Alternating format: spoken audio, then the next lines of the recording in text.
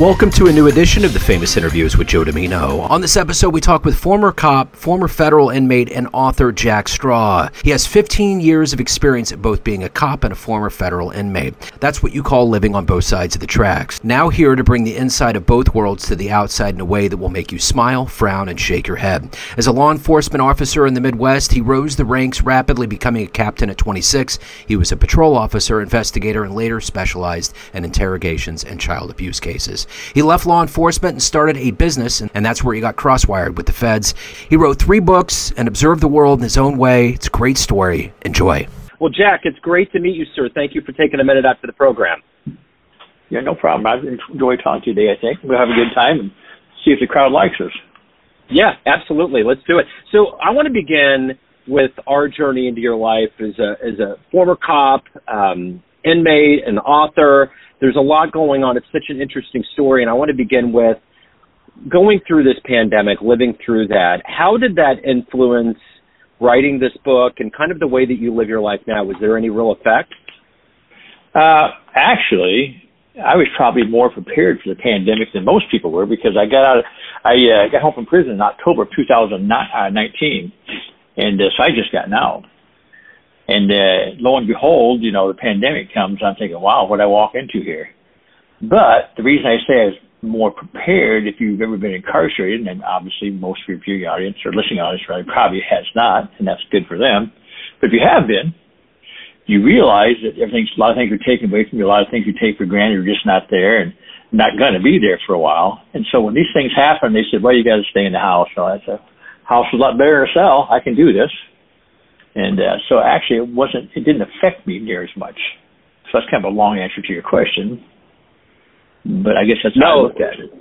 Yeah, no, and that makes total sense. That's a great answer. And I'm curious, right now, being out, if you were to be put in front of a bunch of grade school kids and they wanted to know what you do for a living right now, and they asked you, how would you answer them? That's a really good question. Nobody's ever asked me that. I would tell them, first of all, I would go in what I prioritize. First one is I'm an author, published author. And number 2, I also work at a hospital. And number 3, I guess I'm a recovering inmate. And I would explain to them what that meant. And I think you can make even grade school kids understand sometimes if they lose some freedoms, not like we did, that you do have to recover from that. So take me back to when you were in the 3rd grade. Take me back to where you were born and raised. And what was your dream? What did you want to be when you grew up? I wanted to be a high lineman. My dad was a utility man, high lineman. That's what he did. He climbed poles. He was a paratrooper. And so I always thought that was what you did. All his friends were high linemen. Everybody we knew was in the high line, the electrical field. And I thought everybody, the whole world did that. Guys smoked cigarettes and drank beer, and the women cooked. And I thought that was life. Yeah. Yeah. So you ended up getting into law enforcement. Talk to me about kind of the early years. Are you originally from Iowa? Yeah, I was born in Iowa. Because of my dad's employment, he was contracted out in different places. We lived in like 15 different states, but most of my time was spent in Iowa. So I got in law enforcement by accident. I met a guy who was in law enforcement. He thought I would be a good fit, and I ended up going in the late 70s and ended up on a sheriff's department, became a captain pretty young, at age 26. Later became involved in called the Child Protection Unit. We did a lot of child abuse cases, things like that. I'd been a patrol deputy before that and then did investigations, but that's where I finished up. I would have stayed had I not been promoted so much because then I found out there was a lot of mostly bureaucracy, not much law enforcement involved in that, and that's when I left. So talk to me a little bit about role models for you. Who was kind of someone you emulated, looked up to, that fueled kind of your desires to not only be in law enforcement, but now to write and to get through incarceration? Who has been that inspiration for you?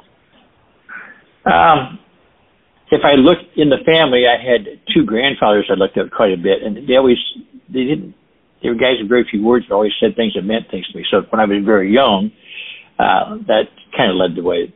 I didn't really have anybody that really inspired me to go into law enforcement. Even while I was in there, I really can't say I looked at anyone and say, yeah, this is the guy I want to be. While I was incarcerated, I looked at people who'd been through some very difficult times, and most of them people wouldn't know, but I'm talking about people who had, when you're incarcerated, a lot of guys get suicidal, which I was originally. But they get depressed, and however long they stay in there, that's how they stay. They stay in their bunk and don't do anything, don't move. I got very involved because I got thinking about people I knew out in the world when I worked in the child protection, whose children had been abused or kids had died. I couldn't imagine anything worse than that, so I thought doing some time in here will probably, I'll be able to get through that so my family stays healthy. So I can't pinpoint a person specifically that, I guess mostly people who've been through some very traumatic things are the greatest loss in the world, and they made it. Why wouldn't I make it? So the one thing that I hear about being incarcerated is that there's this, it's kind of like, almost like getting diagnosed with something, an ailment that could be life-threatening. How did the way that you see life now, how did it change? How did everything kind of evolve into who you are now? What did you realize about yourself and being alive on this planet and in this country? Well, that's actually two questions in one to me. Our country is heavy on the prosecution, and I'm not talking about me. I'm going to address this real quick. I'm not talking about me, but I met young guys in prison who were in there for marijuana and stuff and given 10, 15 years in a federal prison. It's, and ridiculous stuff, just ridiculous, over sentencing. I was guilty, deserved what I got, and I had a 15-year sentence. Now, to go back to how I feel about things now, I feel very fortunate about everything now, everything I do. I mean, when I get up and I take my dog outside, I don't have to check in. There's no certain time to go back to your room. Things aren't taken away from you. You're not eating beans and rice on the Mexican border in Latuna FCI 4 or 5 times a week. There's no bugs in your bed. You actually have a mattress. You don't sleep on something about as thick as a towel. You have people around you care about, not people that you hope you can trust. Once you go through all those things there, you start finding we're very fortunate here. I feel very fortunate. And then I lived with a number of guys who are from Mexico and stuff, and then I hear about their lifestyle and stuff, and I know why they want to come here now. So that the answer to that is I feel more fortunate. I take absolutely nothing for granted at all, because everything can be taken away very quickly, very quickly. So talk to me a little bit about what motivated this book and what it was like to go through the process of writing it. Well, when I was in Latuna, I haven't been a writer back when I was in school. I used to kind of write, I'm just a kid writer type of thing, things I enjoyed. But when I was in Latuna, I thought there's several things you get involved in prison. Most of them are bad. Or you can try to structure some things for yourself. And I did some writing. I had some people read it. The guy who really who encouraged me quite a bit was a guy by the name of George Jung. And George was the guy who was the subject of the movie Blow. He was the character was played by Johnny Depp. And he was with me in Latuna, and he told me, you need to pursue this. This stuff's pretty good. And that gave me some encouragement, and so I did. What I did was I looked at things a little bit differently than a lot of people when you see these prison shows. Prison can be violent, can be a dark place, but it's also pretty bizarre and completely hilarious sometimes. But once you've been there a little bit and become acclimated to it, you realize how ridiculous some things are and how some people are just funny beyond comprehension. And that's the angle I took to the writing, was to be sarcastic, funny, and not too dark. So talk to me about being in that life. How did it happen? Was there a part of you in the beginning where you were like, I just want to see what this is all about, and then it got to be too much, you got in too far? How did that work psychologically for you? Oh, you mean going into prison? Is that the question? Well, I mean, getting to a point where you actually got convicted and you got on the inside, and there was money that you got your hands on that you shouldn't have had. How did all of that kind of really take hold and become something that you got convicted for? Well, what happened was I learned a business and I stole money. They call it misappropriated, which is just another word for stealing. And that I wouldn't have got in trouble with the feds, except I didn't realize at the time once you wire money that becomes a federal offense. But I got in too deep in some things, which is really weird because my law enforcement career was spotless. It was pristine. And then I'm completely on the other side of the railroad tracks now. And once I had stuck my toe in the mud puddle, then I just kind of jumped right in. And that's a hard thing for me to explain because I really don't quite understand it myself, other than I started to believe I could figure out the system and get through it. And I took really bad advice from someone, me, and I know it was bad advice, but I gave it to myself because I believed it. And so once you get into it, and then when it starts to crumble on you, you know it's crumbling, I hit a strange feeling of, I don't really care. I hope it does crumble at this point, which seems a weird thing to say, but I knew it was going to happen. And then they come in, they investigate, and I gave them everything. I didn't hide it. Here's everything. I'll go ahead and do it. And they still take 2 years. That's probably the most torturous time. It's the 2 years you're waiting to find out where you're going and how long you'll be gone.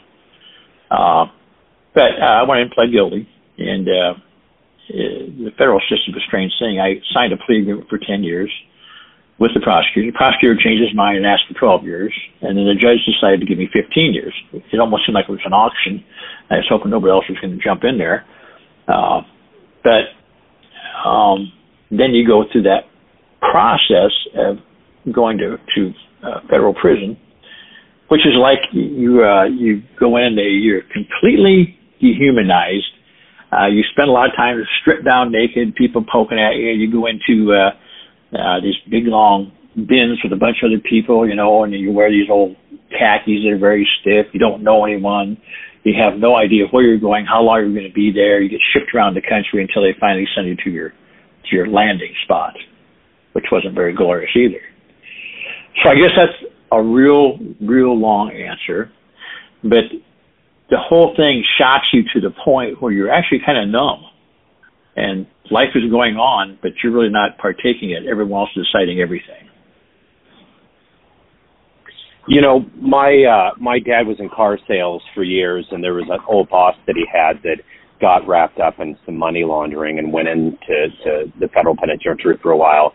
And his commentary was, a lot of these guys go in not really being good criminals, but they come out being master criminals. Is that kind of true? Yeah, you have. I always thought you had three kinds of people in the prison. The first ones were the guys who committed a crime and absolutely would never do it again. They you know, that's it. I was one of those guys. They got my attention. And then you got the people who are actually crazy.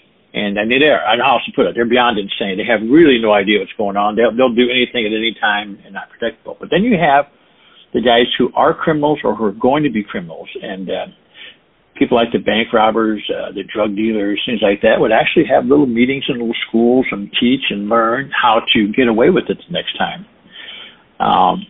There's no effort to stop this by the people in charge of the prison because there's really no programming. They talk about the programming in the federal prison. That's a joke. There really is none. All the programming is done by the inmates, even the classes that are worthwhile. But that's a very true comment. So right now, being out, seeing freedom, and with the work that you're doing and writing, what is it that motivates you every day to wake up to be the best version of you and to help, you know, be a positive force on the planet? Well, first of all, I'm 66 years old, and you know, the expiration date in the back of the box is getting closer all the time. I don't know what it is, but it's there. So that's the first thing that drives me. I have 15 grandchildren and a couple of great-grandchildren, and one of the things that motivates me, that was all my daughters. I have 4 daughters and 2 stepdaughters. I'm remarried. Very fortunate there as well. But I think I have to prove to myself and let everybody know that what I was in the very beginning was good. What I was in the middle was not too hot. Obviously, it's pretty bad. But as the time goes on, that I can prove that the me now is the new improved product over the previous part of my life. That's the biggest driving force. The second one is I'm very goal-oriented, and there's some things I just want to do for myself that I can look back on and think, you know, by God, I got that done. And those are the two things. So let's say you have a dream tonight and you run into an 18-year-old version of you that's getting ready to go out into the world, and you could give that young version of you a piece of advice based on this life that you've lived on both sides of the law and everything that you're doing now. What advice would you impart on that young version of you? Well, the first thing I would try to tell him is every step you take decides the rest of your life. And that's true, no whatever direction you take. I'm talking about every step when you step out of a car. But I would say, think about every step before you take it. And the easy way out is generally not the way. And that's how most guys get in trouble, if you think about it. Drug dealers, it's easy money. Stealing money, it's easy. Bank robbers, it's easy. It's the easy way out. And that's not going to get it done for you. So of everything that you've done and evolved into at this point in your life, what are you ultimately the proudest of? I'm the proudest of? Yeah. Well, actually, the things I'm the proudest of is the accomplishments of my kids and grandkids, but I can't take credit for that. As an individual, I guess the fact that I've actually got the books written, I've got an album of songs that I put out. I'm pretty proud of those things because those are things that were dreams in my head at one time. And so I'm pretty proud of that. I guess, and I'm proud of the fact that I managed to maintain a relationship with my family while I was locked up after all that I'd done. I guess that would be the top thing. So from your music and from your book, what's been one of the best fan letters, responses that you've gotten? Well, the second book, I had a guy tell me, he said that the comparisons that I wrote in there that affected today, that was hilarious.